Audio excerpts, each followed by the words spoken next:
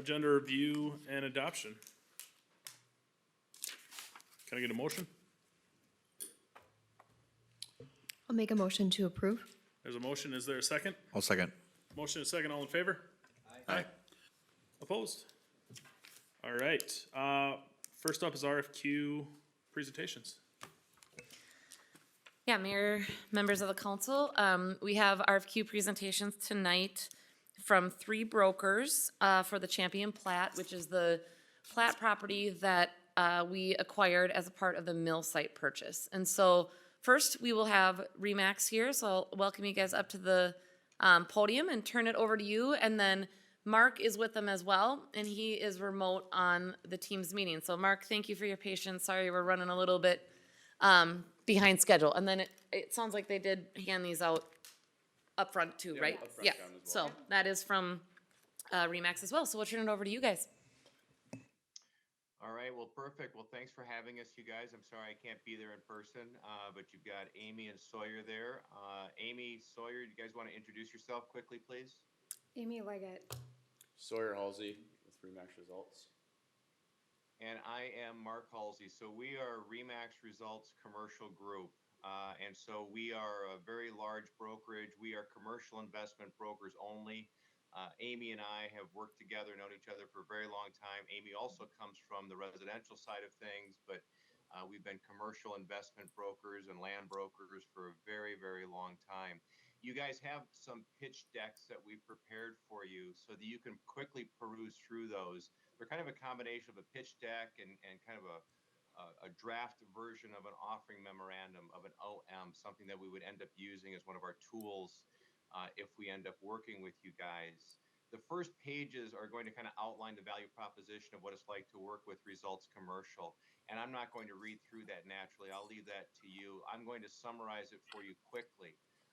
You've got an amazingly strong team here. Our experience speaks for itself. And as you go through and vet our group against the competition, I think you'll quickly see that we've got everything you should be looking for. And I don't say that lightly, and I don't know my competition, so I'm surely not saying anything derogatory against them.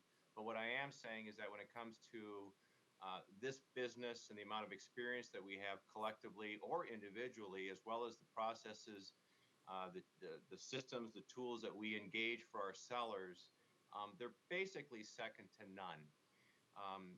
Just to take 2 minutes to summarize what on those first pages, you guys, you kind of get the best of all worlds. You've got the feet on the ground that are local. Remax Results, first of all, is a 45 office, 1,200 agent firm for about 35 years located in Minnesota.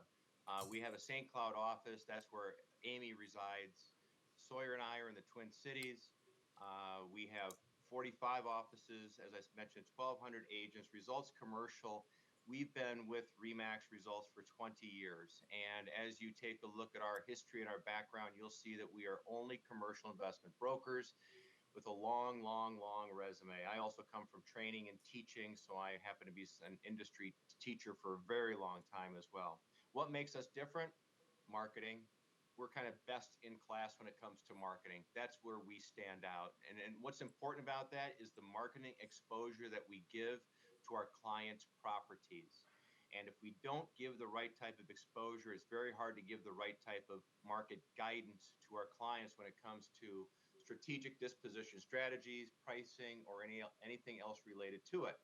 So we spend a lot of money. We put forth the very best efforts to make sure that we're always engaging in the very best practices when it comes to the listing and marketing and selling of commercial investment assets, obviously land being a key part of that. We're equipped to handle it. Top to bottom, front to back. We can talk about and answer any questions that you're going to have coming up here. It really makes no difference what the questions are. We certainly can handle all of the questions, whether it be valuation, how we're going to go about this process over the coming months. Who knows, it could be coming years. I can talk about market conditions today.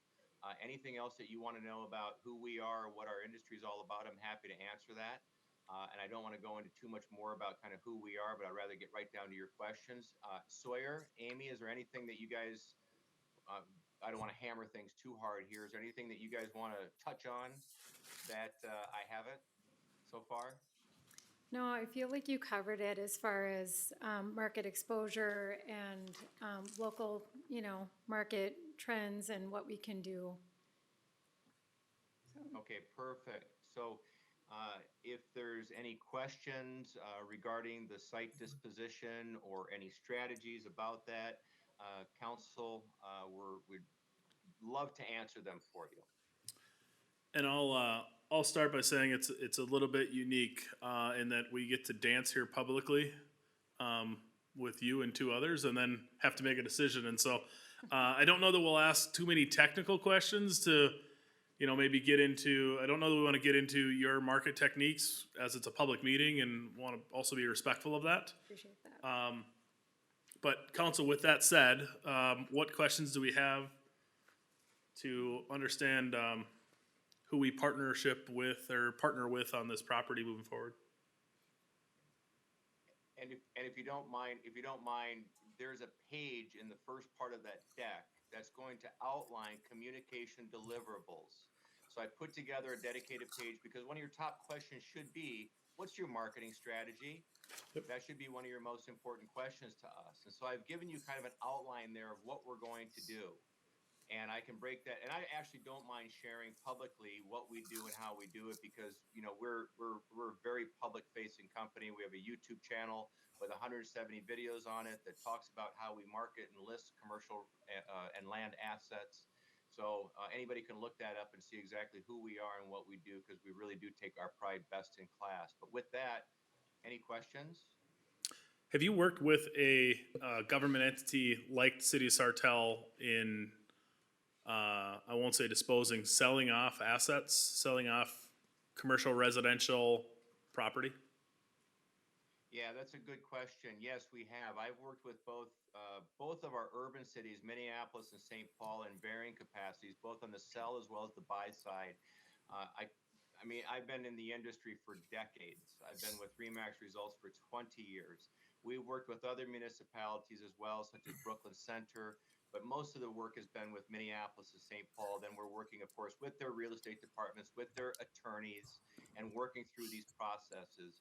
I also come from working with asset managers around the country to dispose of assets. So we're very accustomed to knowing how to work with groups, making sure how to be accountable for the work that we're doing. We do that through providing you status reports, very detailed status reports, so you know exactly what are we doing, when are we doing it, how are we doing it, and what's the market response.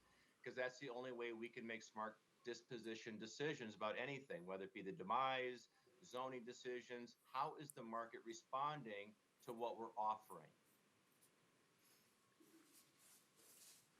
Jill, or Thanks. What do you see as some of the specific challenges with this particular project or the land, and what would you do to overcome some of those challenges? Yeah, it's a good question. I'll take that for now, Amy Sawyer. Not trying to over dominate here, and certainly jump in. My biggest thing right now that I would say clearly are market conditions. Market conditions are going to be the biggest challenge we have right now. Year over year, nationally, commercial real estate as a whole is down 60 to 70% with our volume. And obviously, this is a direct connection to interest rates and banks pulling back on their lending. And so when you no longer can get commercial debt, right, when those developers and those investors can't go to the bank and get their money, we've got a big problem.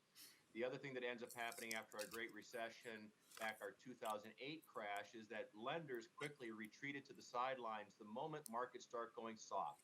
And so quickly lenders say, stop everything. We're not making any loans. We need to know where the market is going before we're going to put this type of risk in place. So when you have the debt markets dry, commercial real estate debt markets drying up, that's huge. So what's ended up happening is we have a lot of people that have been sitting on the sidelines. Developers are always buying land in advance. Many of them might even be land banking. Now, they can only land bank for so long, and they also know to stay in the game, they've got to be grabbing land to develop.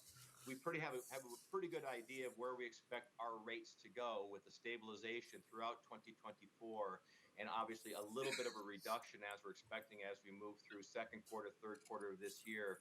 And so we're expecting our volume to increase. commercial real estate, residential real estate, say a reduction of 25% year over year last year. Expect that to start coming off. But like things are going to be gangbusters. Is this land going to suddenly move so quickly? No. So what's the key thing that you have to do when you're hiring a broker?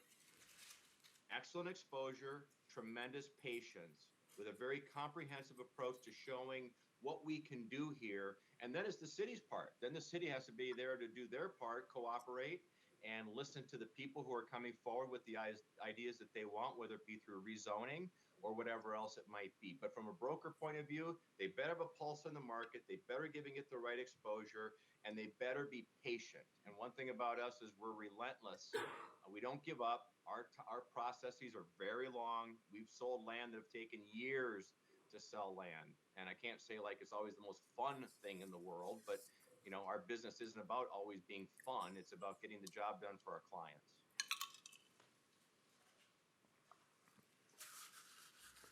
Council, other questions? Tim? Question in regards to the site. There are some challenging components of this site, and just logistics. What do you see your biggest challenge is with this site? I mean, there is a landfill, you know, somewhat adjacent to it, and how would you overcome those? Here's what I would say to that is that you've got some choices here, as we always do when it comes to selling land, really when it comes to selling any commercial property, because our environmental rules through the Minnesota Pollution Control Agency are changing all the time, right? So they're always making changes to rules. That changes the due diligence process that we have for all commercial properties. And of course, lenders say, unless you're giving us, you know, a no action determination letter from the Minnesota Pollution Control Agency, we're not moving forward with this. So we don't dispose of sites like this until we have a clean site. We've given its clean bill of health. Now, for the owners of these sites, they have choices to make. Does the owner go through the due diligence process on their own? Are they going through the phase 1 and the phase 2 and the mitigation? How much and how far are they taking that as part of their disposition strategy? Or are they saying, you know what, we're going to let the buyer and the developer take on some of this onus, take on some of this responsibility? When you have a dirty site, it's the owner's problem. It's not a buyer's problem. The only way you make it a buyer's problem is by saying we're going to discount this so substantially that now it's worth them taking the risk of what this is going to cost for them to come in and potentially excavate or put in monitoring systems or whatever else they have to do. So one of the things that we would probably discuss with you if you engage us is going to be, what do we have for studies today? What should we be thinking about doing for studies right now? The same way people can talk about appraisals, but we won't talk about appraisals. The market is going to help to determine the value here. You can certainly go through an appraisal if you want to, but I would be more inclined to say, let's be working on checking through our due diligence checklist so we're presenting to the market as shovel-ready site as we can get to.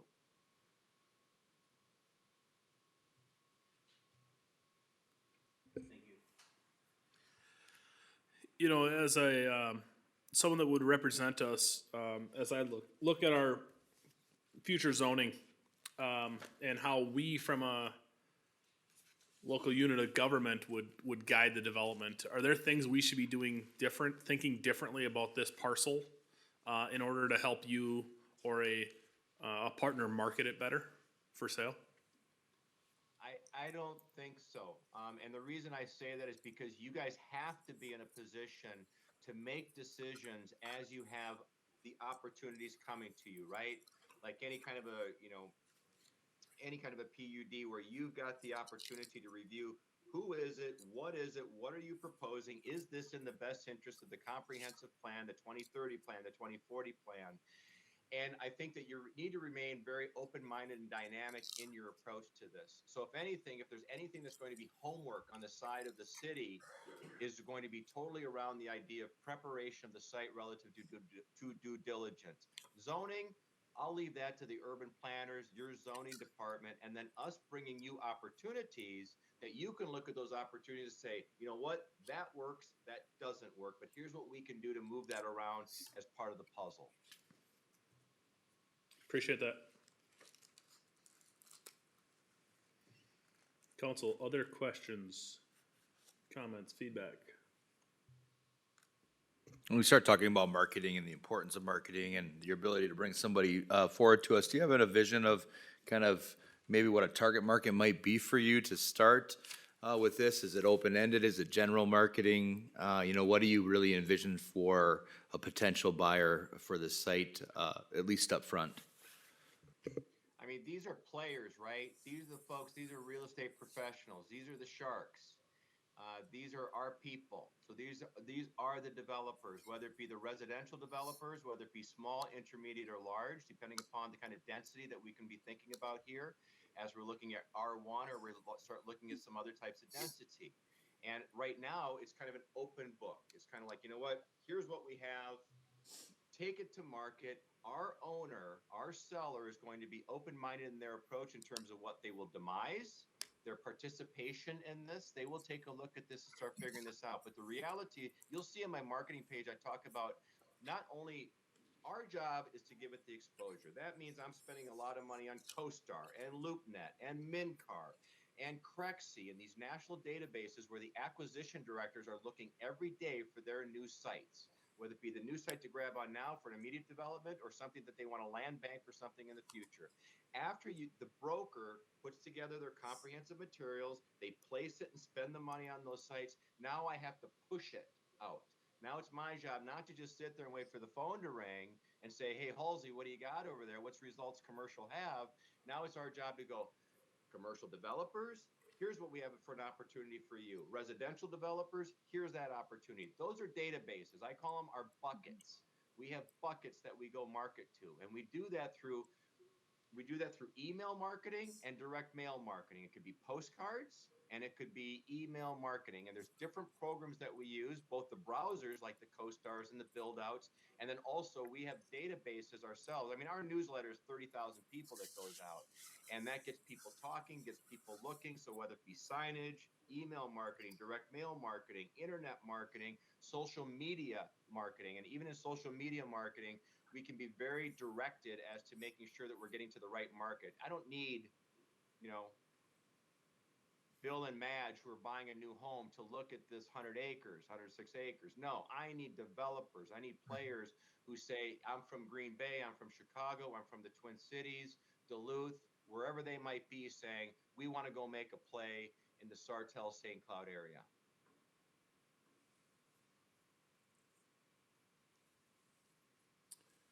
Council, anything else we'd like to get answered? Jill? The fee, I saw the fee was included in the proposal, but are there any other fees or expenses that the city would need to anticipate, like any other brokerage-related fees or, No, anything like I that? wish I could slap some on there, quite honestly, because we spend a lot of time and a lot of money, and it's no joke. What we spend for our fees, the way our monopolies in commercial real estate get us to make sure that we have proper placement for our assets for our sellers is a lot of money.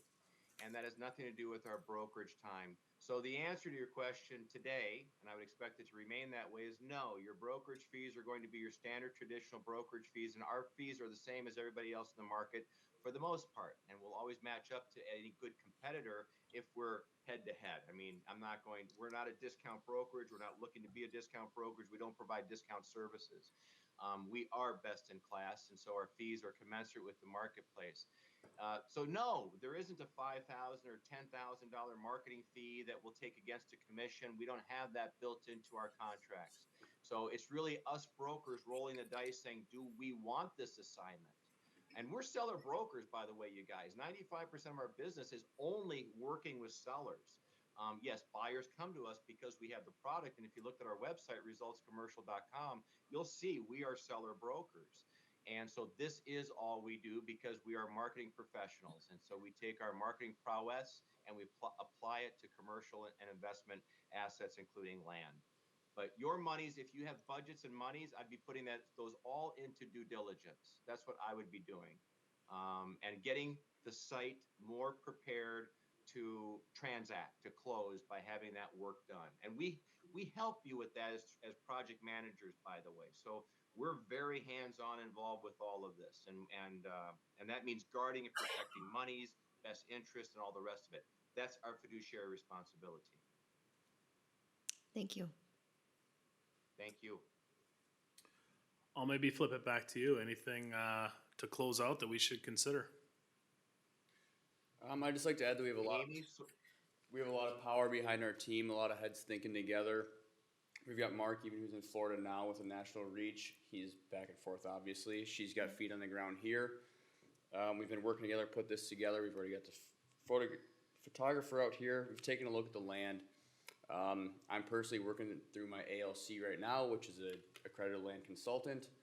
I've got one more class to do on that, but it's a certification just for selling land and being a land specialist. Great. Amy? Yeah, I think you guys covered about everything, so. no, we appreciate it, you guys. We appreciate being here. So thanks for making us on the short list. And we're going to be ready to roll. We're quite aggressive in our approach, and we're also quite accountable. So it won't be the kind of thing you hire brokers and say what happened to the brokers. We're going to be here. We've been here a long time. We're not going anywhere. Appreciate it, guys. Thanks. Thank All you. right, thank you very much. Thanks, Mark, for joining us. Thanks, guys, for coming. You made it. Appreciate it. You can leave it as is. Thanks for being patient with us as we started late.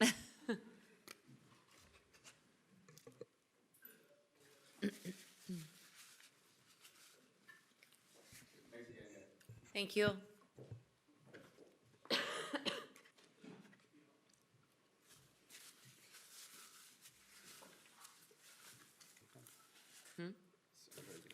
Welcome. Hot mic, right for you. We'll kick it to you to kind of do an intro. Sure. Sure. Tell us Yep, Michael. how we should think about things. Get some- Our council may or may not have a few follow-up questions. And then we'll let you close it out too. Well, my name is Mike Bobick, and this is Mark Williams. We're with GC Real Estate Partners. We were formerly Granite City Real Estate, and just until, what, years ago, I suppose, already. We're a 20-year-old company. We do commercial brokerage. We do a lot of property management. That's the other side of the business. We're the largest company in the area. We have 7 full-time brokers. You probably recognize a few of the names. Steve Fennice, Kate Hansen, Maria Burdan, Terry Schrammel, and Tom Sandquist, along with us. We feel like we're the best fit for the following reasons. Mark just wrapped up a large industrial development he can explain more about it, in St. Joseph, just down the road. And we've got a lot of land for sale throughout central Minnesota, commercial land on major thoroughfares and collector routes, and which drives a lot of phone calls. So we get a lot of calls, and that's a positive for you because we're in that we're in the business and we're taking the calls. So we market properties on all of the major marketing platforms out there: CoStar, LoopNet, Crexi. In addition, our offering memorandums are created using a web-based utility called BuildOut, which then syndicates to about 15 other platforms, commercial real estate marketing platforms.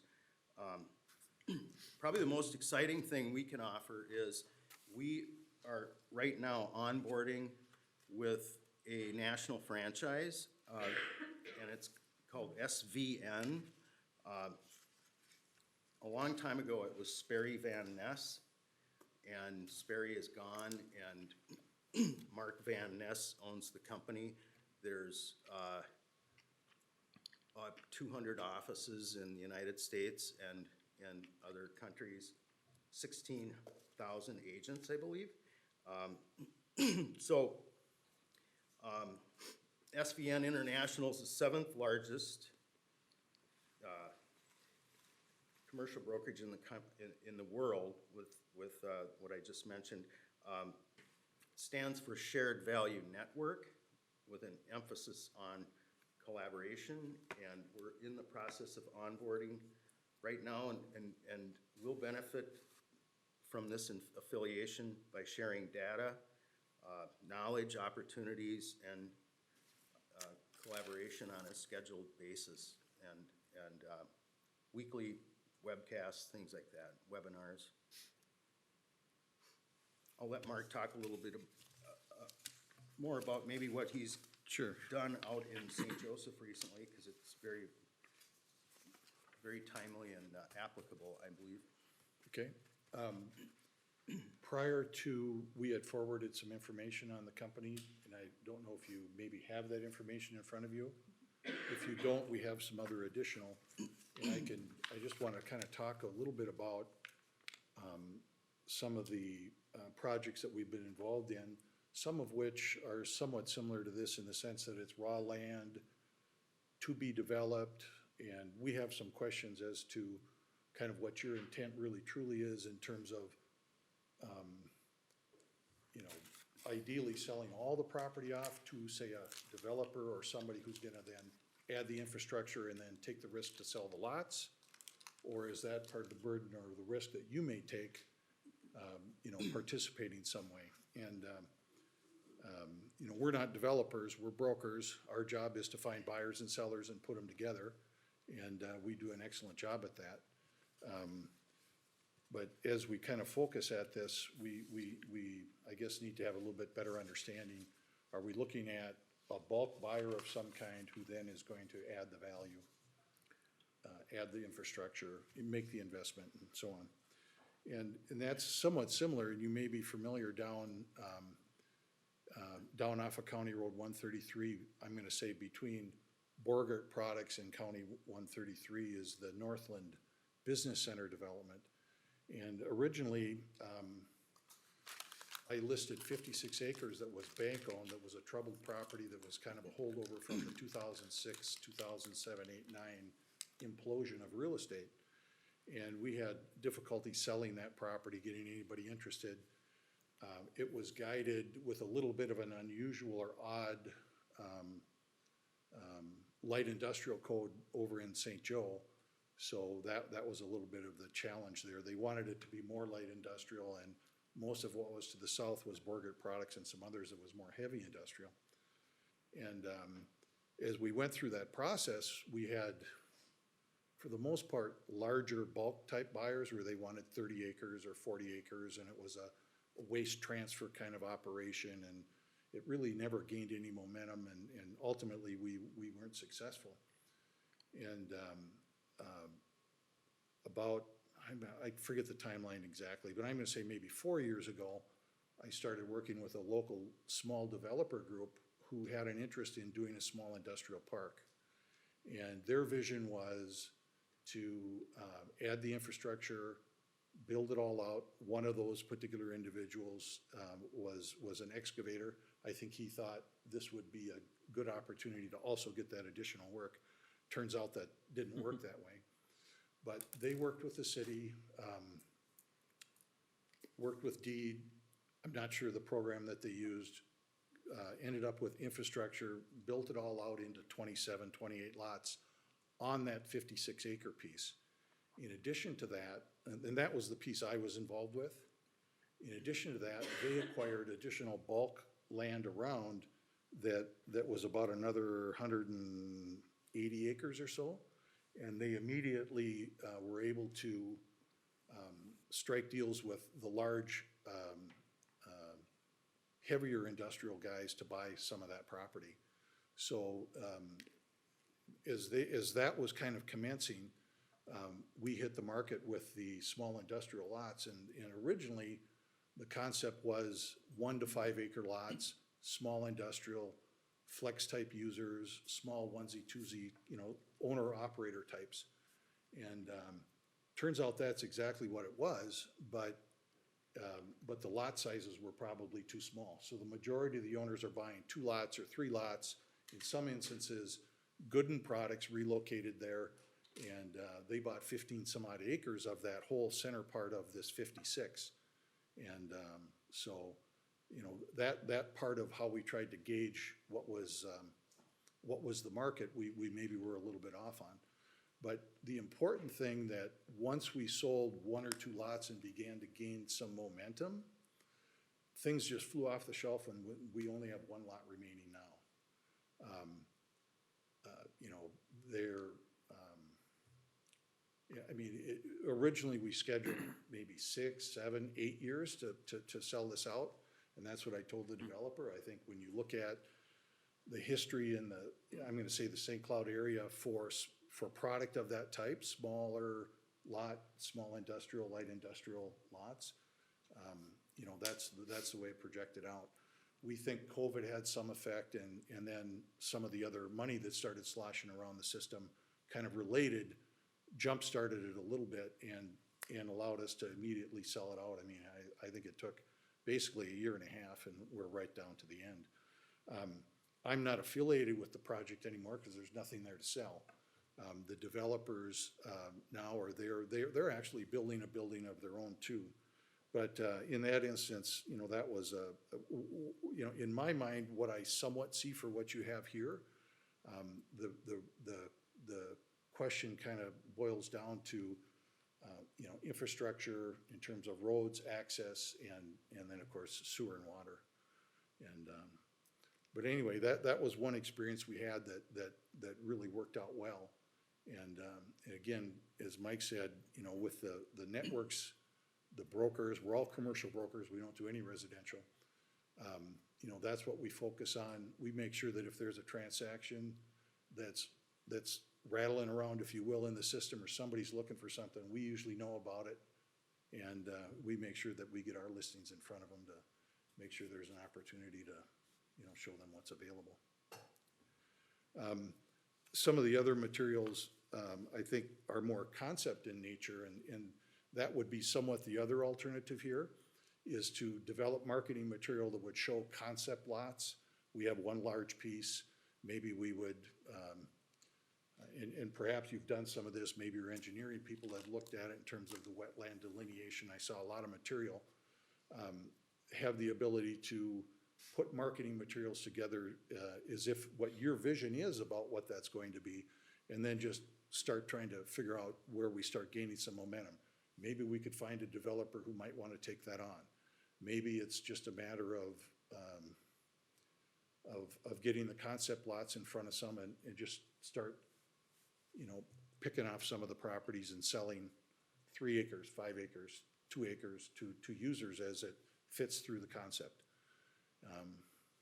Maybe a little bit more challenging that way, but probably far less risky. So, some of the other examples we have are somewhat more typical of that. And I maybe don't need to get into those too much unless you have some questions. Yeah, Maybe we Mike. have this proposal that we sent. We've got 12 copies, so hopefully have enough to go around or get close. And you can each take one, and it's kind of a review of that. But maybe, can you describe what your vision is? Fair question.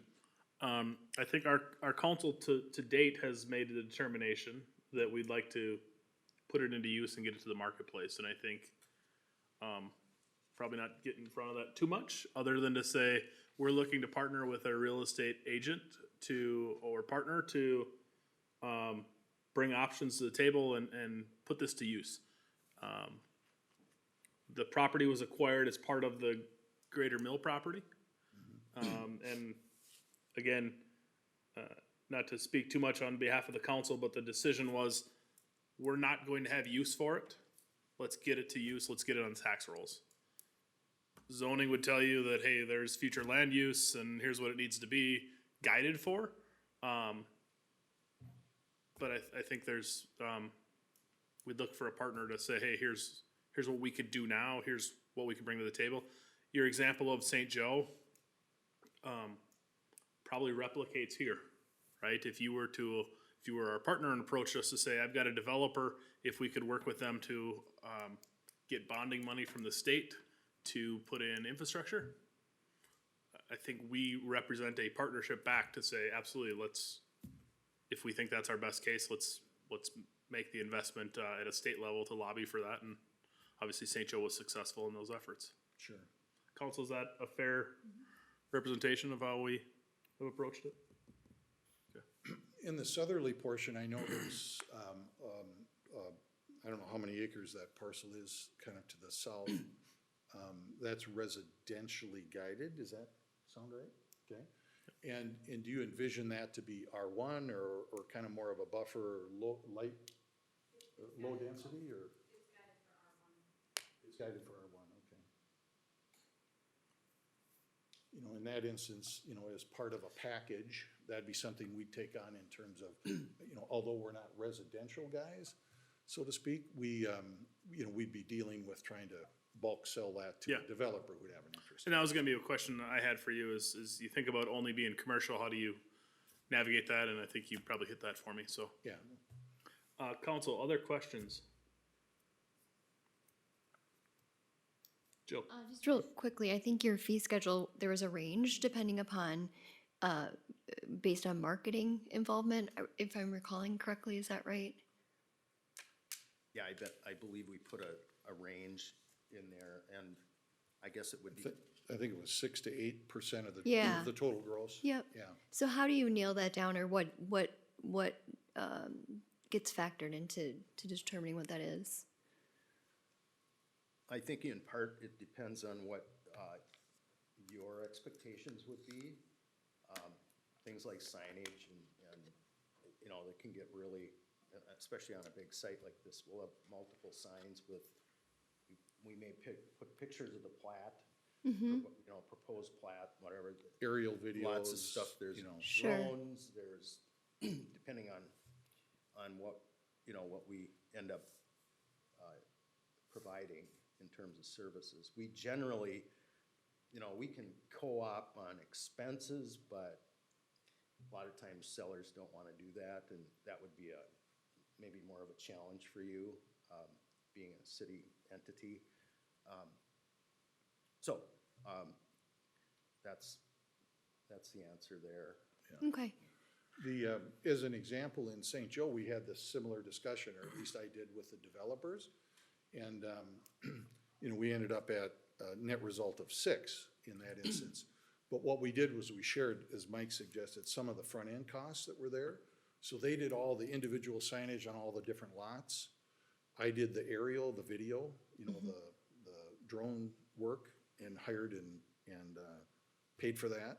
And then the large, which in this instance, they weren't concept lots, the large plat that showed how the park laid out, we split that cost. So it was kind of a hybrid of how you can negotiate.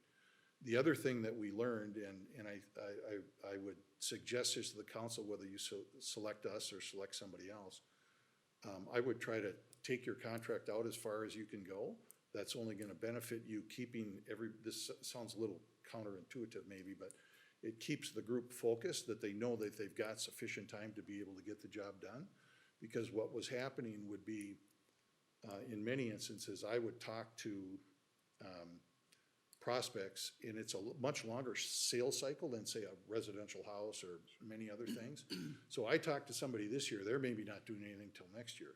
I sold 3 lots like a month ago, and they're not scheduled to do anything for another year in terms of getting into the ground.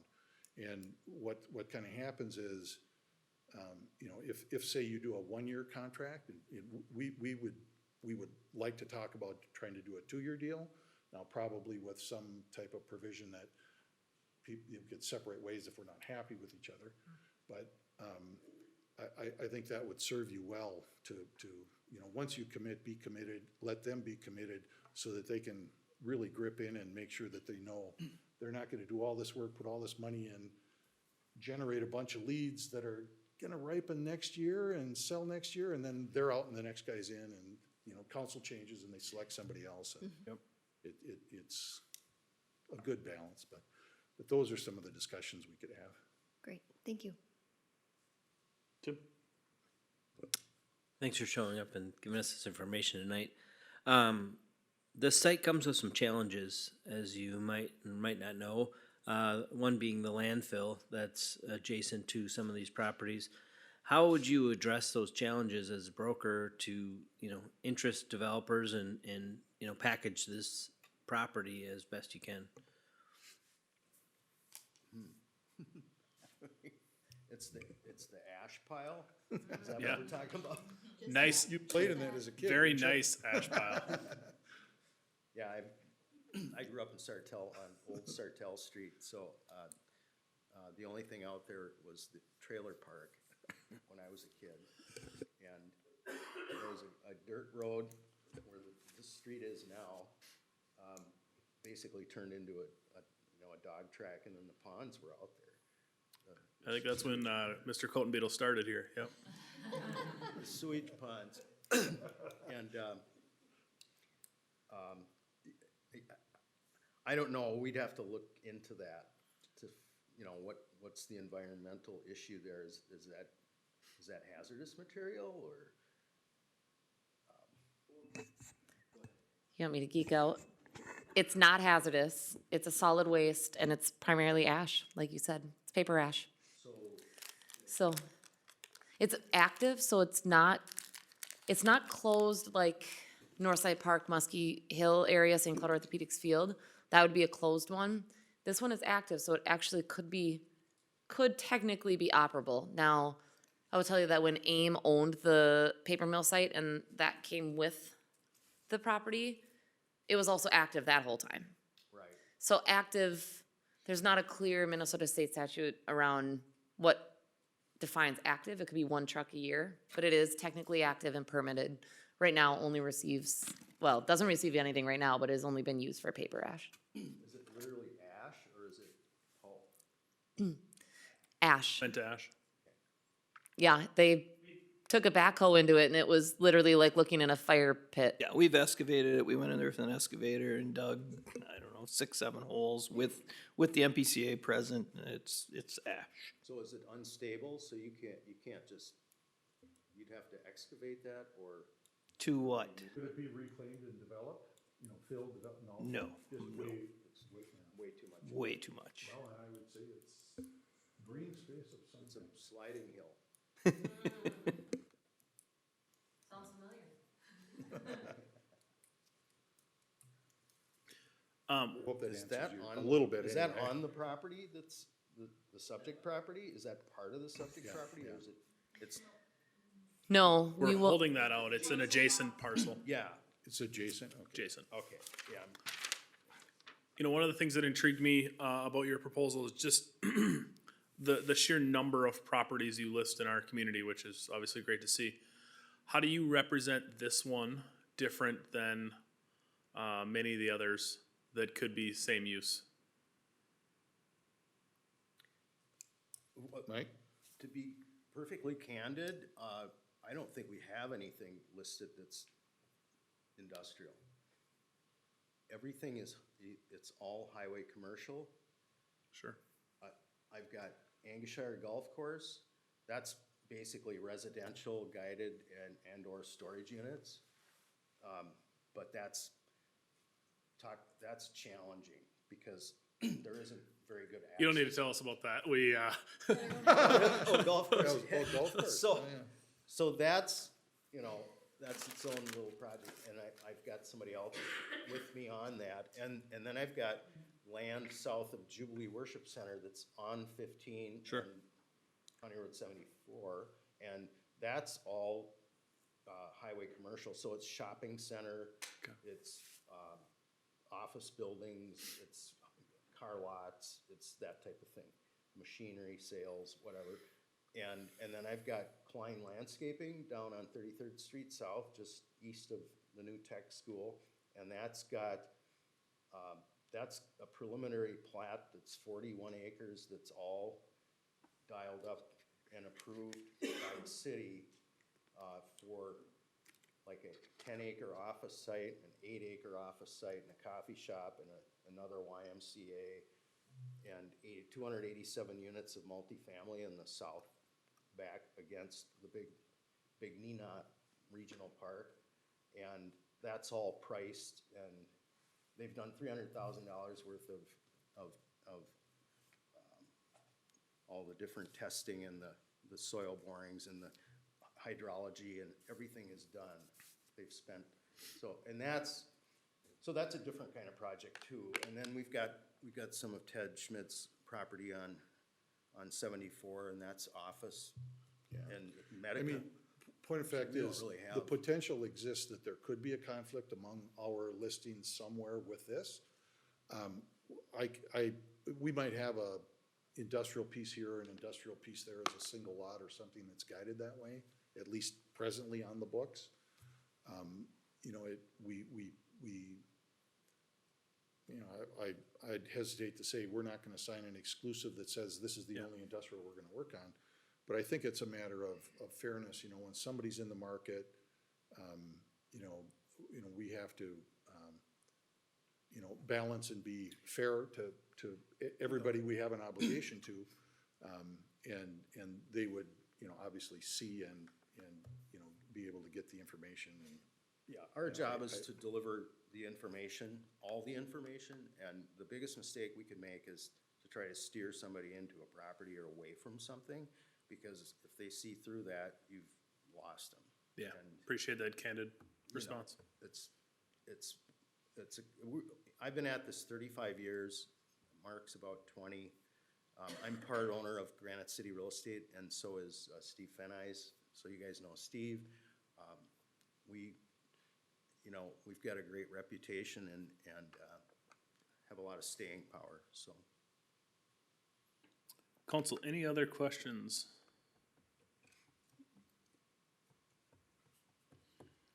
All right, we'll kick it back to you. Any closing remarks that we should be thinking about? I would say that we would welcome the challenge, and I think we can make a great team, and we'll collaborate with the other people in our office and with the SVN broader community, and market the property, you know, nationally, and that's the way we do it. Yeah, in this instance, you know, because it's a little bit larger, you know, I think the national platforms and our ability from the online side, so to speak, I think really benefits, you know, getting that information into the hands of commercial brokers around the state, around the region, and prospectively around the nation if they're looking for a large enough site in this area. You know, we can make sure the information is out there and available for them to see, so to speak.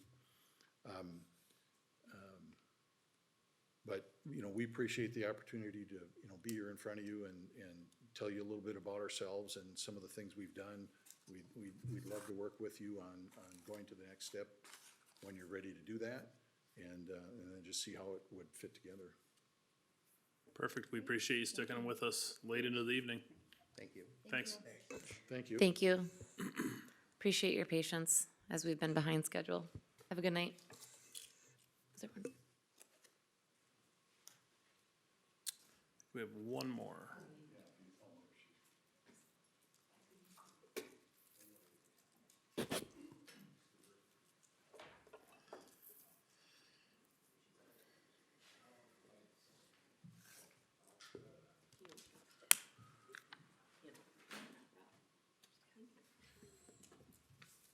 I think it's what's in there. Workshop packets.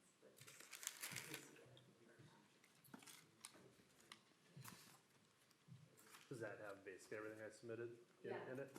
They have your workshop Okay, because yeah, otherwise I have the same with it. I'll just hand them all. Perfect. All right. Yeah, maybe more than you need, so. And then the mic is yours. We'll let you Okay. introduce yourself, and then we'll have a little bit of, probably some questions, and Okay, I'm Eric O'Brien with Commercial Realty Solutions. In the packet, I'll give kind of just a brief overview of CRS. We are based out of our primary offices, based out of Buffalo, and then we have an office in St. Cloud as well. I head up our St. Cloud team, which consists of 2 agents, and then we have 4 full-time agents in Buffalo, a part-time agent in Buffalo, and then a part-time agent in Wilmer. And I guess that'd be kind of one of the things I would lead out with, kind of maybe as a potentially a differentiator from maybe some other brokerages, is that effectively our team will stretch from the metro up through Alexandria. Basically, if you look at the 94 corridor, 10 corridor, 12, 55, you'll probably see some signs for CRS that will include other team members, and effectively we all work individually, you know, so we're out procuring listings for ourselves individually, but we definitely take a team approach to that listing where Wayne Elam, the owner of the brokerage, or Joe Elam, his son, you know, would be actively working with any client at any point in time to determine if we've got an opportunity or listing in one of our markets to show them, to attract them to. Probably one of the best examples that I would give that everyone would see and know is the Love's Travel Plaza in Rockville. We'd been working with Love's for a period of time on the 94 corridor, trying to locate the right location for them. We had been looking at Albertville. It didn't fit in that location, and we were fortunate enough to have a listing at that Rockville exit that matched their need. And so I guess that's one of the things I would say is that we'll work with users that are up and down a number of corridors looking for the right locations and work as a team to find that proper placement. Specific to me, specific to CRS and St. Cloud, you know, we're gonna be working with a number of different users that are active in market, whether it be for land or office or other need. But in most of our projects, you know, we're either with land deal, we're either gonna be working with a master developer who's gonna come in and purchase the dirt and develop individual lots, and then we would work to market the lots. Or in this case, I would imagine that the goal from the city would be ideally to find a bulk sale to sell to somebody who would run with the project. And ultimately, that would be CRS's approach, very similar to probably what you heard from others. Today, we're gonna make sure we get maximum exposure. That's gonna include primarily CoStar LoopNet, which is gonna give national exposure. MinCar, you know, which the way I've always described it is basically the equivalent of the MLS for commercial. Mike, who was here earlier, Bobick, both Mike and I are actually board members for MinCar. So we're also connected or tapped into the metro market as far as what other brokers in the metro market might be looking for outstate. And then we do a number of representation listings with some of the national car wash groups for Tunnel Car Wash. We've got a couple, I think 3 credit unions now that we do site selection for. You know, and then we work with a number of industrial users, like for example, out at Rockville, SPS Companies is a client of mine that we brought to that site, and BCI here locally built their 30,000 square foot facility. So I guess probably one of the biggest things that I would kind of throw on the table early in the introduction is that where I'm technically here as the individual interviewing for the listing, the goal and the approach that CRS takes is to work collectively within our brokerage. We meet every other Monday and discuss our listings and really work to collaborate to figure out if anyone within our group can bring a party to the table. So I guess that'd be one of the differentiators that we work on. And I guess ultimately I'd have the question to the council and to the city itself. You know, what the vision is for the site. I see there's kind of a mixed zone. You know, we've got a large chunk that I would say looks like it's zone industrial, and then a small portion I would say that looks like it's zone residential.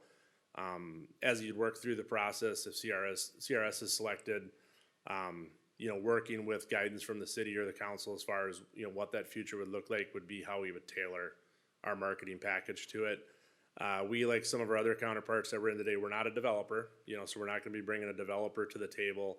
But one of the things that we try to do as a brokerage is to put ourselves in a position where we can work with any and all partners that may be out there. You know, if we were looking at straight as a developer, you know, our approach might be a little smaller in scope. You know, we're trying to cast the biggest net possibly in that process, and kind of work from that perspective.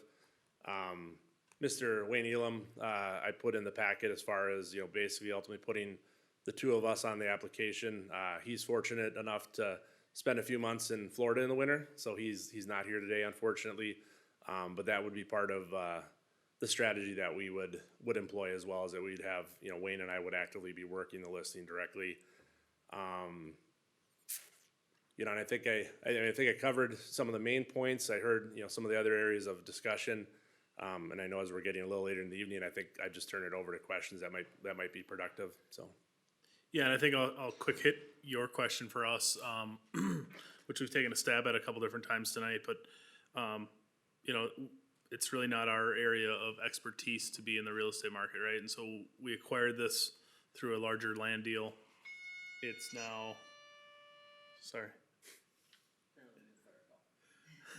It's now our time to kind of get into productive use, if you will, from a tax-based perspective. And so I think broadly, I'd say the council's looking and the city's looking for a real estate partner to help us guide there in that as broad of a sense as possible, right? And at a future date, we can get into the nitty-gritty of zoning and future land use, but So, I mean, does that and help then, you? yeah, ultimately, it sounds like what the plan would be is to cast as large of a net as possible and then bring forward zoning and use to be reviewed. I know there will be some consideration, of course, that would have to be taken into. I mean, you've got a fair amount of residential that surrounds it, and Yeah. finding users that are maybe complementary would be the first word, but then that are not in some way adverse, you know, to the population. You know, finding the way to fit those uses in there and try to have everyone get along, if you will. So. Yeah, it's 106 acres of residential, light industrial, and a active landfill, so bring harmony somewhere. Yeah, there are some unique components there that to work around. Council questions?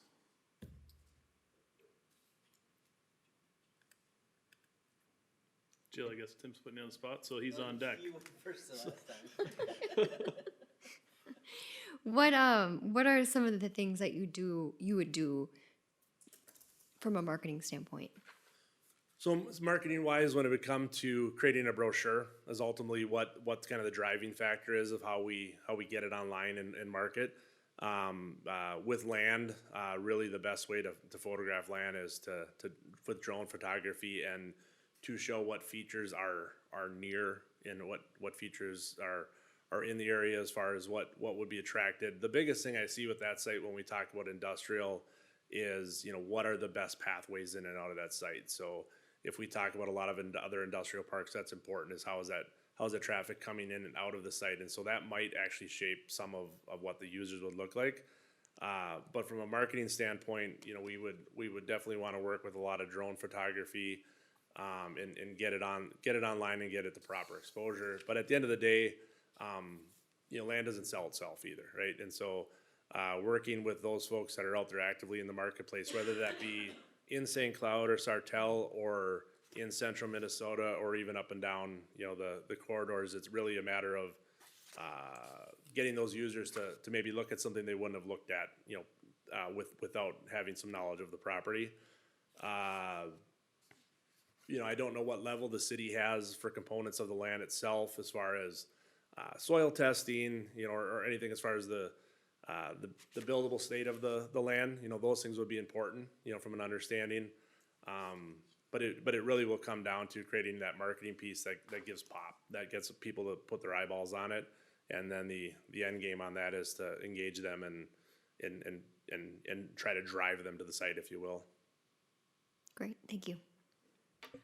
Eric, thanks for being here. Appreciate it. Sharing your information. Question I've asked everybody tonight is the challenges of this site. One being an active landfill, and how do you see, you know, using that, or what might be some of the challenges in marketing a piece of property that has that adjacent to it? I mean, I think the first thing that, you know, comes to mind is that you know, a large residential development probably doesn't end up being the user there. You know, creating some buffer, creating some screening, you know, would probably at least be a plus to creating that opportunity. And really, it'll come down to as well as what is the access point to the site? You know, are we routing traffic? You know, how are we routing traffic to it? But it will be an elimination factor for certain users. I mean, that's part of what, you know, the process would be, is that there's certain users that would eliminate based on it. But I think there are things that can be done for access and for screening that can at least mitigate to an extent. Okay. Thank you. Any other questions?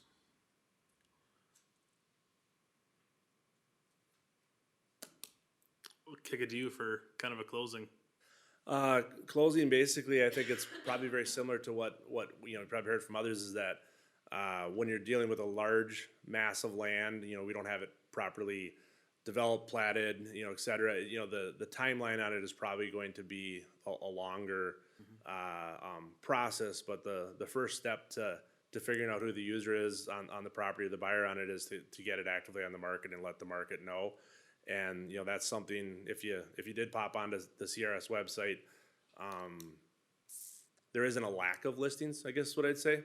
You would see that we have a lot of listings under management, and that can be a question that someone will ask of how do you manage all those listings in that process. Is we always have a point person managing, but what we're really looking for is finding a way to attract as much user activity that's out there in the marketplace and then match them up with it. And so I would say our large reach is probably one of the differentiators that we would have to try to attract that proper group to the table. But I would say that we would enter the listing with the understanding that, I'm never upset if we get activity on it in the first 6 years, but first 6 months. But I have had a property in St. Joseph that I had on the market for 7 years. That didn't have any city services to it. That we turned through a lot of applicants and were successful on a sale within the last 3 months. So sometimes the land sale can be a long trudge, but we've definitely worked in that environment and will dedicate, and be committed to the process of it. So that would kind of be my closing comment. We know land can be timely, so. Yeah. Great. I appreciate it, and thanks again for sticking around so late tonight. Yeah, no, I appreciate the opportunity, and if there's additional questions or feedback, just, let me know, so. Will do. All right, thank you. Thank you. Council, that concludes our RFQ presentations.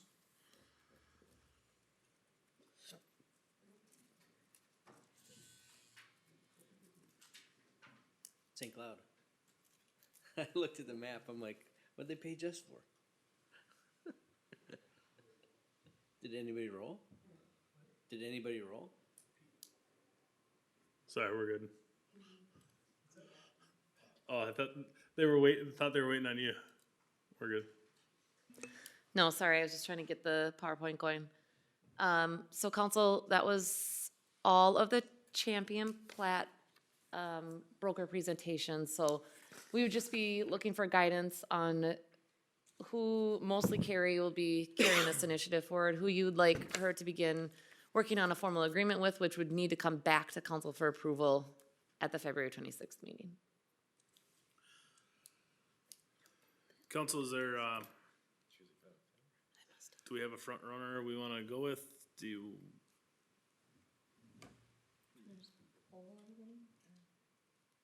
Yeah, I suppose. Sure. Start down there. Tim. Oh, Tim, Well, what? I guess I'll just start with the fact that, I have two, active relationships with two of the different brokers, so I won't be voting, but I would share opinions. Having one worked with down, all all right. three in my career, I've worked with all three in different capacities, so, I'm willing to share, but I also want you to know that I will not be voting on this, eventually.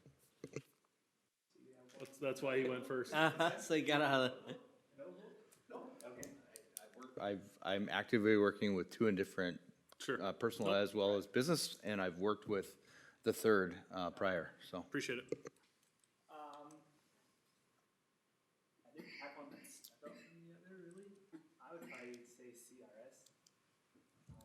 First presentation, kind of got the feeling that he sent his two deals here to, well, he was in chat with him happened, but, just got a bad vibe off that one. Second one, didn't, Which one was that? first one, but. First one. Remax? Yeah, Remax. which they kind of took a different approach than number two. They said, don't do anything, we'll take care of it. The second one asked our ideas, so, it's two views. Second one, I feel like didn't know much about the property. Kind of what I ended up with CRS is.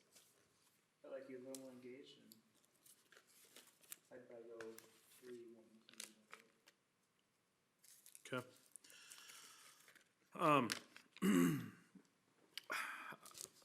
I don't know that I've got a clear front, who I'm leaning towards right now. I felt that Remax will do a lot of marketing and do a lot of work to push our property out there and be very aggressive in doing so. I loved that they walked the property or had a knowledge of the property. And I didn't see that in some of the others. Granite City has the relationships, and I certainly believe that if someone in our area is looking to acquire property from a development, they know about it, and they've known about it before maybe others have. So in that regard, I feel like we'd be working with them on the relationship side or for their relationships.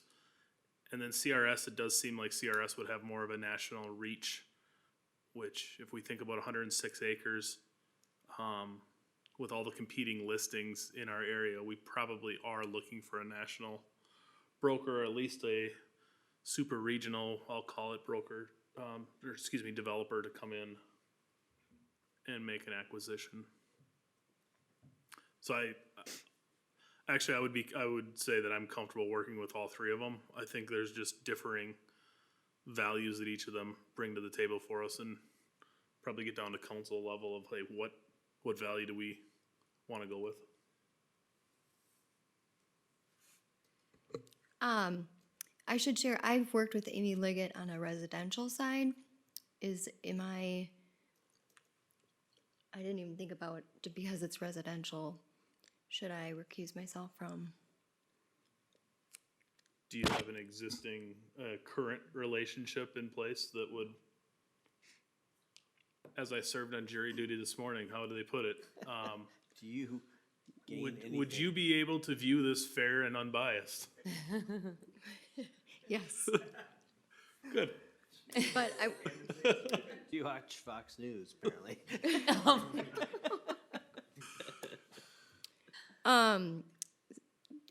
So in this, yeah, that makes sense to me. I guess from my perspective, I like the national reach of Remax. I liked the marketing they presented. The work that they'd already done on the property, I think, is significant. Not that that bears, it's just work that's already done and ready to go. So I got the sense that they'll be very action-oriented and aggressive in marketing the property. I agree with Mayor Fitzum that I think Granite City has a very good reputation locally, and that they do have great relationships. But in my head, I keep going back to Remax just because of the national presence. I would agree. I think I do have, experience working with all of them, but I don't have a personal relationship with any of them. I do like the Remax approach. I mean, they did some due diligence on the site. They've obviously investigated it. They've gone out with their own drone, already took pictures. I just feel that the energy there was a lot more, we're gonna get it done and move it, where the other two have a lot of signs up and just kind of passively let it sit there, and yeah, they have connections in real estate. That's most of it is a waiting game till the right person comes along. But I also think that having some energy and some national reach is great. I think they all kind of presented that they do, use the same systems. But I kind of felt like the Remax were more energetic and more engaged in, excited about the project, I guess, excited about the property. I think they even addressed both sides of the site, because I think this site's gonna have commercial and it's gonna have residential, so having that a mixed approach on both sides is a nice balance. So I agree Eric would do great as CRS, and the Granite City guys. I just don't think they were real invested in it yet. I mean, I'm not saying that once they get hired, they don't get into it, but it felt like they were you know, kind of late to the game as far as doing their research on it, so. I heard the last two So Remax is, are saying Remax, yeah. and I'm comfortable with that. So we've got quorum. Got your, anything you need from us? Okay. Staff, you have any insight?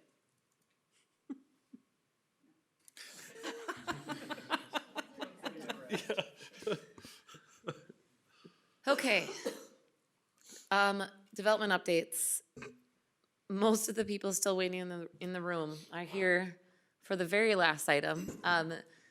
Melanie with SEH and April, I think you're actually taking lead on this topic, and then I know Lisa wanted to stick around to watch it as well, to talk about, speaking of Champion Plat and the active landfill permit. So I'll turn it over to you, knowing that it's 8:50 at night and we're gonna talk about a landfill. Hey, Mayor, members of the council, who's not excited to talk about landfills at 9 o'clock at night? Exactly what Anna said. Rob, do you have the, I think I lost it in my transition somehow. Well, we're starting off hot. Yep. Here it is. thank you. All right, so as Anna mentioned, we do have Melanie Naday with us this evening to help answer questions and fill in any gaps that I may have as I present here. Melanie's been with SEH for quite a while and is a expert in the landfill area. And so she's been doing a lot of work, her and her team, with John and the public works staff. So just kind of two main tasks in front of us. One is the annual operations, which is annual reporting, testing. Also been working with the MPCA to get the landfill that's been sitting stagnant for quite a while up to compliance and current with the active permit. So between Melanie and her crew and John in Public Works, just kind of a list there of different items, things they've tackled over the last several months to get the current landfill up to compliance. Of note, the annual report is due March 1st. So Melanie's been working to get the annual report done, and that lists everything, all the testing results, all the activities that's been done over the 2023 calendar year. With that, we've already started on the 2024 annual operations. And we'll be bringing an agreement back to you for the 2024 operations. Again, doing monthly inspections. We're gonna be doing the spring sampling event. So already starting to move forward here in 2024. The second task in front of us is updating and renewing the permit for the landfill. So the current permit is expired and requires to be renewed in order to continually operate the facility. A really simplistic schematic of everything that goes into this. The first step is the accepted materials. So in order to re-permit the landfill, we have to identify what materials the landfill can accept as an active permit. Once those materials are identified, working with the MCCA to get that approved and then develop an operation and maintenance plan. So depending on the type of materials that are able to be taken, kind of dictates what the O&M plan looks like. We'll also be reviewing that O&M plan with Lisa. She gets started here, finance with Rob, and then also the MPCA. There's a bunch of design reports that need to go into it. And then when those pieces come together, there's a whole financial assurance aspect that needs to come into play before the MPCA will issue the new permit. Miss anything there, Melanie? Okay.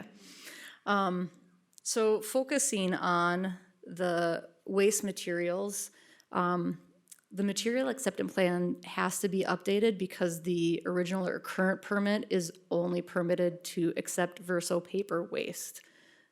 So without updating the material acceptance plan, you can't take anything other than the paper mill waste, which there is no longer any of that available to take.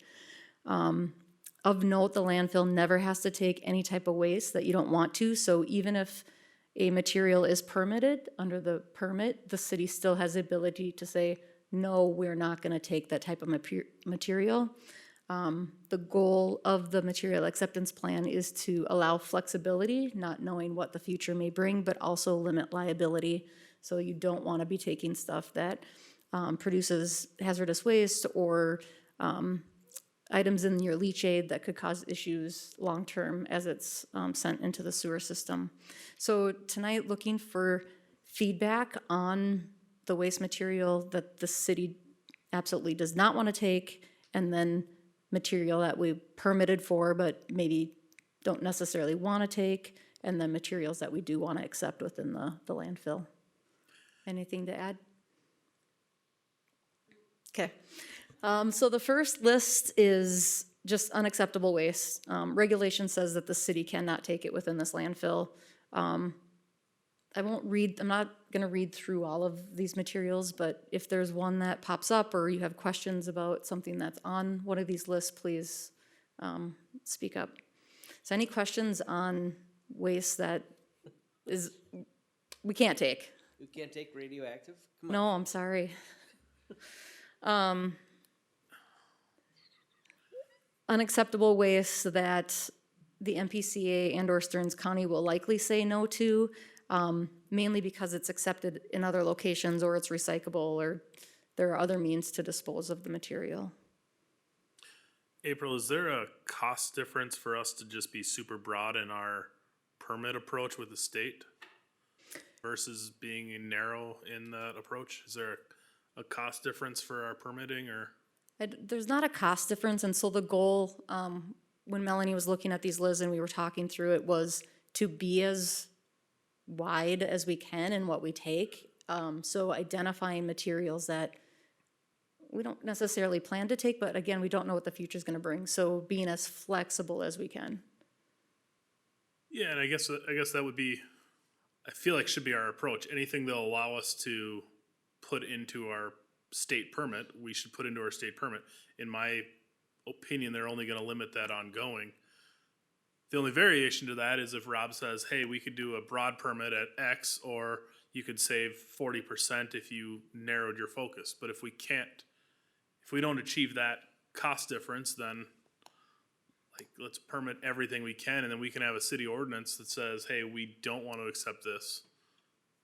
But we manage that at an ordinance level versus navigating through a state whenever we want changes. Right, and so the way that this is set up is exactly that way with that broad focus. Okay. You won't need to do an ordinance. You own the landfill, you say no when you say no. It doesn't matter. Sure. It's that's the prerogative of the owner. So it's more or less what you can't take because maybe your liner requirements don't meet that, material. Sure. Or like I said, there are lists in statute that just say these materials will no longer be landfilled. So that's where some free liquids, you know what I mean? Yep. And Ryan, to your point, the financial assurance aspect of it this wouldn't have any impact on that. No. I mean, I will say one part about it is that by just going beyond the original Verso paper, waste, you are taking in more materials that have, more potential contaminants in it. You can't recreate just Verso paper waste on that regard. But what will, in getting this type of part of it approved, will drive some of the things in the O&M to make sure that we're comfortable with that. Do we add some additional monitoring to make sure that isn't a problem? Sure. You know what I mean? There's other ways that we can kind of figure that out. But it shouldn't affect the financial assurance at all, no. So this is the last list of what we would call unacceptable waste. So you have the stuff you can't take because of regulation, the stuff that MPCA and Stearns County will likely say you can't because of the other ways to get rid of it. This would be the list that Melanie's reviewed and would recommend that the city just say, no, we don't want to take any of this waste, we're not even gonna permit for it.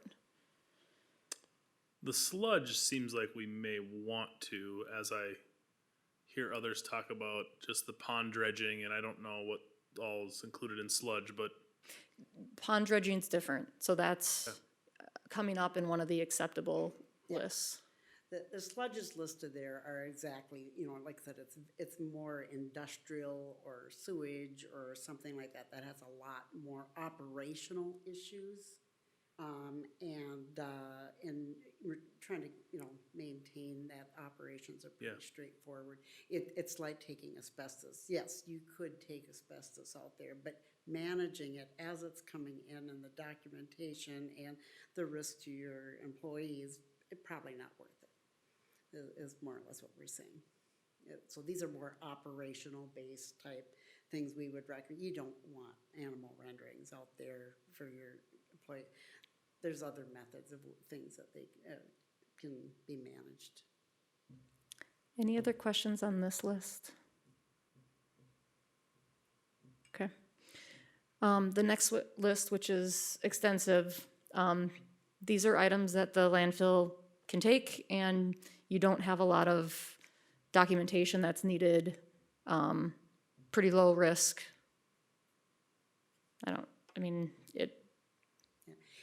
It's straight, you know, what we call C&D, or construction and demolition debris. This is something that there's regulatory changes that are gonna be forcing this type of material to go to line facilities. I see this demand going up within the next couple of years just because of the rule changes that are going on out there, and your facility's already lined, so you're like, you know, so, but these are also some things that might be generated with your own activities as a city. You know, if you're renovating a building, or if you know what I mean, things like that. It's meant to be more C&D related, and as long as we just document quantities of it coming in, we don't have to deal with any extra documentation or anything with it. It's just straight construction and demolition debris. Any question on this list at all? Council, any objection to being broad in this sense and then self-patrolling what we want to include or not include?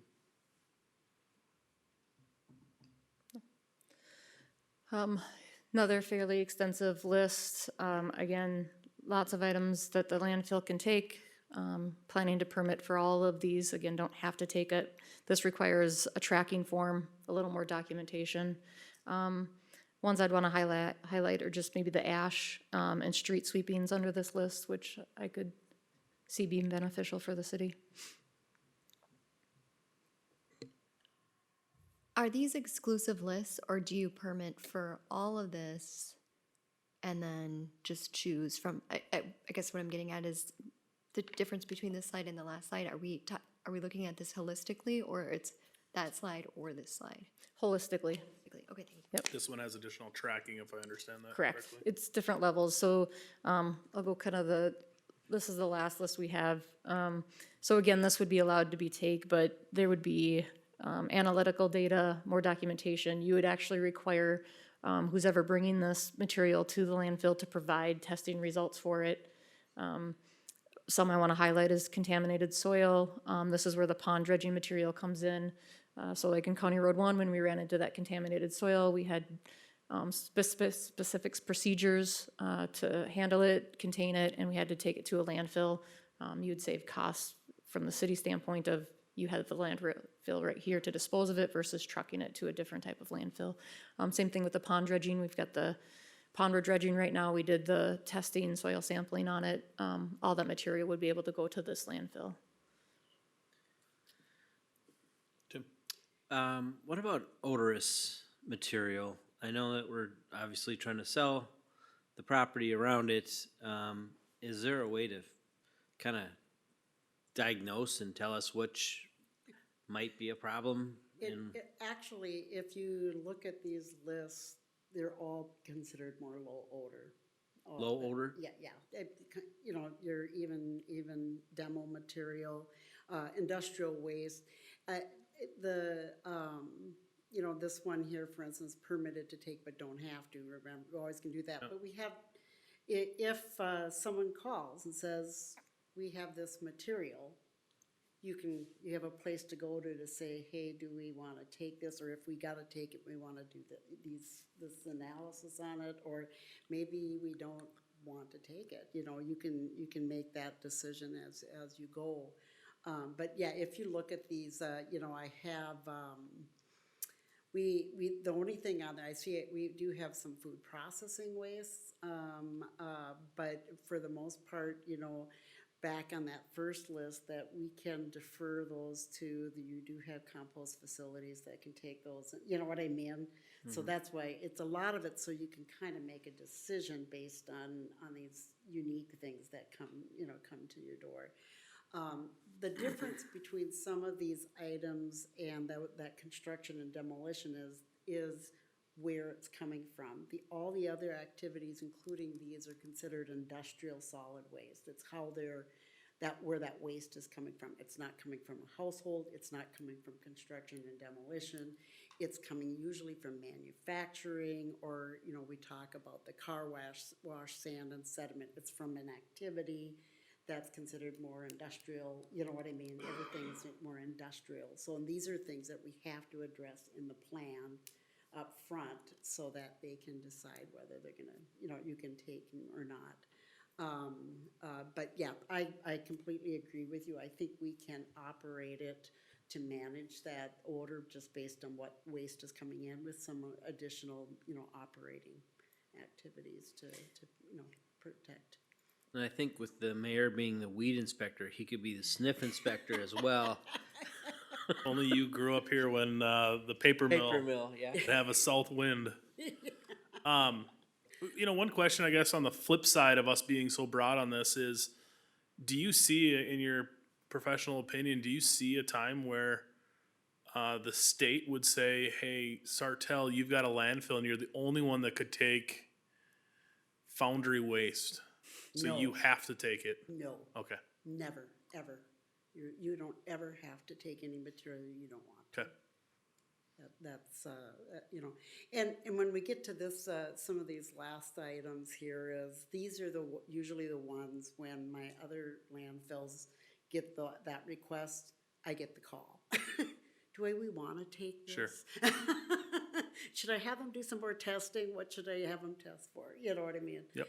And so we help guide through that process, you know what I mean? So, but no, that's the one thing I really want to make sure is that as an owner of a landfill, you have complete authority on what can come in on there, and it doesn't require ordinance or anything like that. It's, you own a landfill, it's yours, and because you're the one who's liable.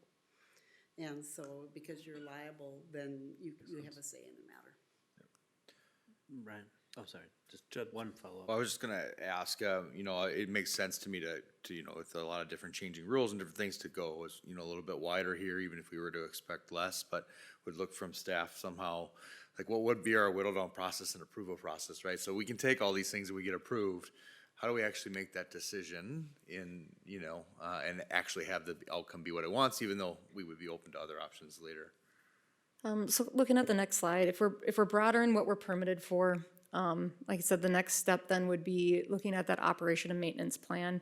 So with the active landfill, anytime you take waste, there's a daily cover that has to go on it, so you have to be stripping soil off, putting material in, and then at the end of each day, putting that material back on. So depending on then how the financial plan comes into place, it'll determine how much waste you need to be able to accept in order to cover your expense of operating the landfill. That kind of gets us to this slide of anytime somebody brings waste in, you get the tipping fees, which generates money, but then you've got the cost of the operation and maintenance. And there's a lot that goes into that depending on the type of material you're taking.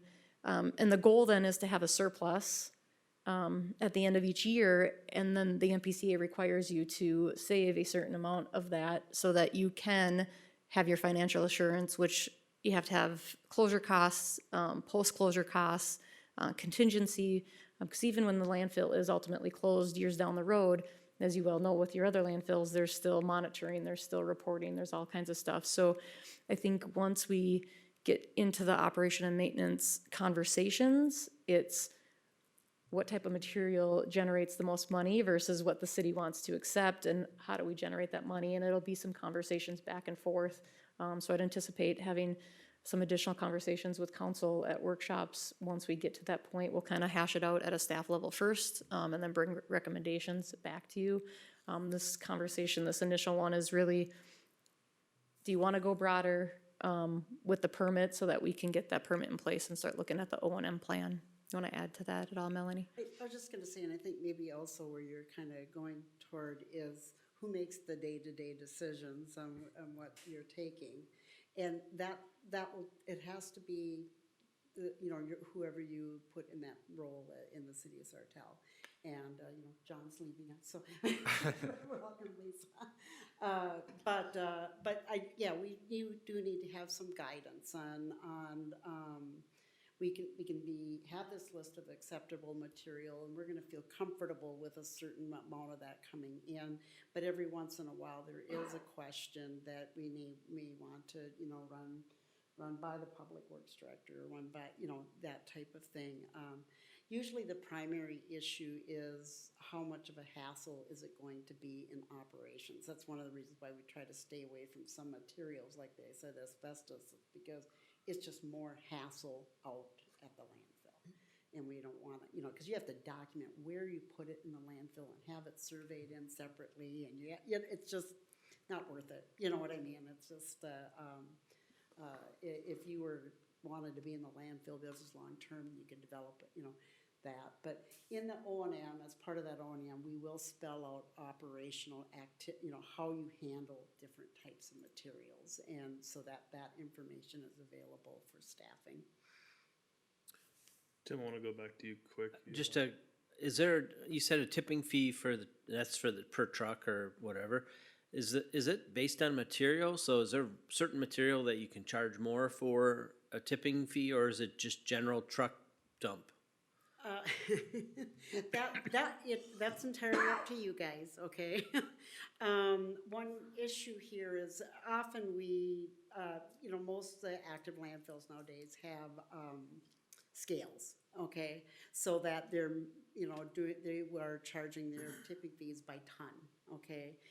Because you're not planning to be in this forever. Instead, we're gonna have to come up with a criteria for, like you said, truckload, and we'll kind of estimate it. There's standard kind of rates that are out there now. We can give some guidance on that.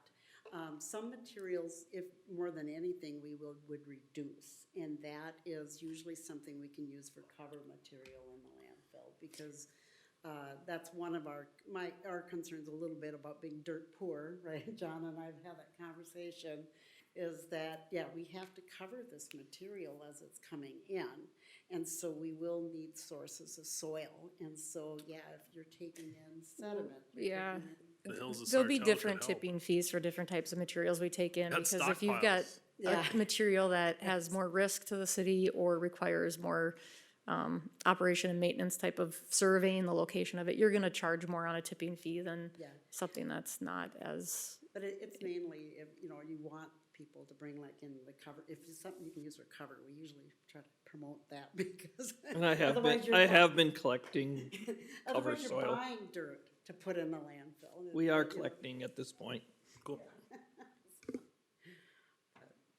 But,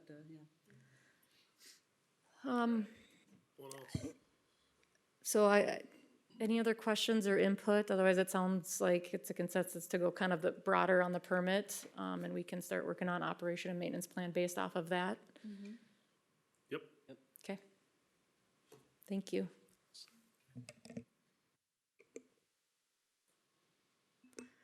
Is that everything on you're good? Got what you needed? Okay. Last item from a development-related perspective, just a reminder of the code revisions. It's so large that I had to separate it out of the packets, and so I sent it in your Friday update separate from the workshop packet. If you have questions, send them over to myself or Carrie. But I think you've had those for a little bit now, so hopefully it wasn't anything too surprising, just 600 pages worth. Council roundtables, before you start, do we want to revisit spring break now that we know that the mayor and the acting mayor We are had a gone? change in someone's schedule last minute. So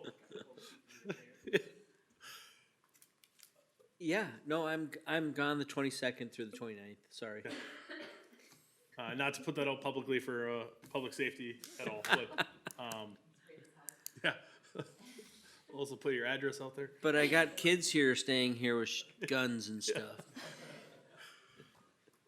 I guess I'd lean on staff if there's certain things we need to accomplish.